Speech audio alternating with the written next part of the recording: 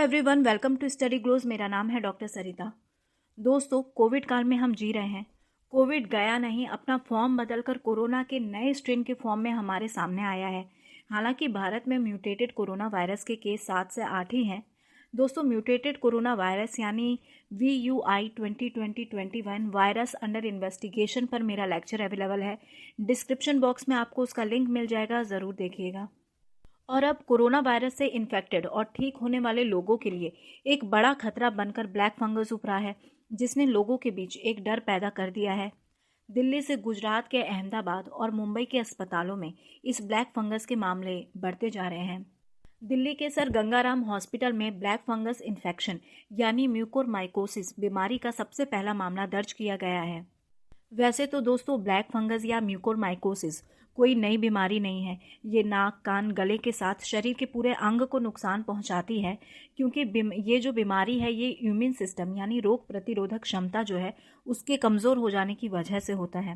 पहले ये बीमारी कीमोथेरेपी, अनकंट्रोल्ड डायबिटिक पेशेंट्स, फिर ट्रांसप्लांट पेशेंट और जो बुज़ुर्ग हैं उनमें देखने को मिलती थी।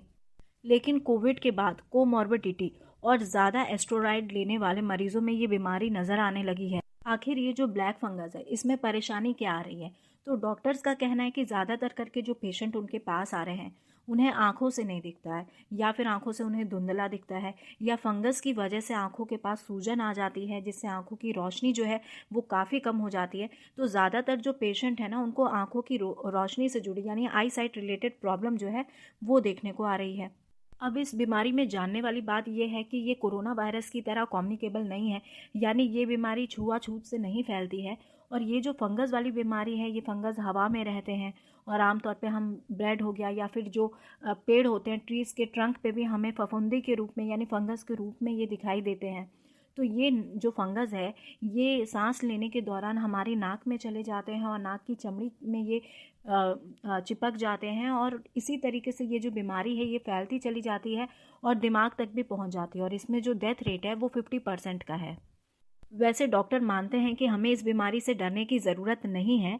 हमें ये समझने की ज़रूरत है कि ये बीमारी कोई नई बीमारी नहीं है, ये पहले से ही हमारे बीच मौजूद थी। और ये भी जानने की ज़रूरत है कि इस बीमारी से जो सबसे ज़्यादा खतरा है वो अनकंट्रोल्ड डायबिटिक पेशेंट्स हो गए, या ट्रांसप्लांट वाले पेशेंट्स हो गए, या वैसे पेशेंट जो ICU में भर्ती हैं, तो उनकी जो इम्यून सिस्टम होती है वो पहले से ही कमज़ोर होती है। तो ऐसे पेशेंट्स को ज़्यादा खतरा है।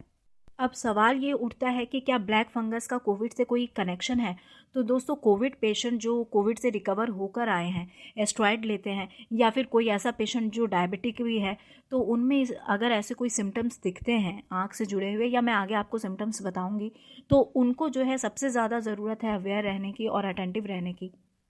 अब एक इम्पॉर्टेंट क्वेश्चन ये भी आता है कि इस ब्लैक फंगस का इलाज कैसे हो और बचाव कैसे संभव है। डॉक्टर्स का कहना है कि पहले तो सही समय पे ये पहचानने की कोशिश की जाती है कि क्या व्यक्ति वाकई में ब्लैक फंगस से इन्फेक्टेड है, और अगर ऐसा है तो उसे दवाई देकर ठीक करने की कोशिश की जाती है। और अगर दवाई से ठीक नहीं हो पाता है तो ऐसे में शरीर के उस अंग को काटना पड़ता है जिससे फंगस ने नुकसान पहुंचाया हो, क्योंकि वो हिस्सा गैंग्रीन जैसा हो जाता है जिसके पीछे फंगस छिपा होता है, और शरीर के बाकी जो हिस्से हैं उसमें भी नुकसान पहुंचाने या उसमें फैलने की पूरी संभावना रहती है। और ऐसे में इसका इलाज जो है वो भी बहुत ज़्यादा एक्सपेंसिव है, क्योंकि वैसे ही ज़्यादा दिन हॉस्पिटल पे बिताने पड़ते हैं और कई लोगों ने इस वजह से अपनी जान भी गंवाई है। तो इसी वजह से ये बीमारी जो है थोड़ा खतरनाक दिखाई देती है। अब इसका बचाव कैसे संभव है? तो दोस्तों, खास करके सभी लोगों को बचाव करना चाहिए, लेकिन उन लोगों को अपने सिम्टम्स ज़्यादा देखने की ज़रूरत है जिन्होंने एस्टेरॉयड वगैरह ली है, या फिर वो किसी गंभीर बीमारी से पहले से ही पीड़ित हैं और उनकी जो इम्यून सिस्टम है वो कमज़ोर है। जैसे नाक के इंटरनल मेम्ब्रेन जो है उनमें सूखापन, ड्राइनेस आ जाना, उनमें स्वेलिंग हो जाना, या फिर नाक के अंदर काली या भूरे रंग की पपड़ियों का जम जाना, नाक जो है नोज़ ब्लॉक हो जाना, फिर ऊपर के जो होंठ हैं, गले हैं, उनका सुन्न हो जाना, आँखों में सूजन आ जाना, आँखें लाल हो जाना। तो इस तरीके के अगर सिम्टम देखने को मिलते हैं तो हमें डॉक्टर की एडवाइस बहुत ज़रूरी है। तो आई होप लेक्चर हेल्पफुल रहा होगा। कोशिश रहती है मेरी कम समय में ज़्यादा जानकारी दे सकूं। तब तक के लिए मास्क पहनिए, सोशल डिस्टेंसिंग मेंटेन कीजिए, क्योंकि नियमों का उल्लंघन करने पर बड़े बड़े सेलिब्रिटी भी नहीं बख्शे जा रहे हैं।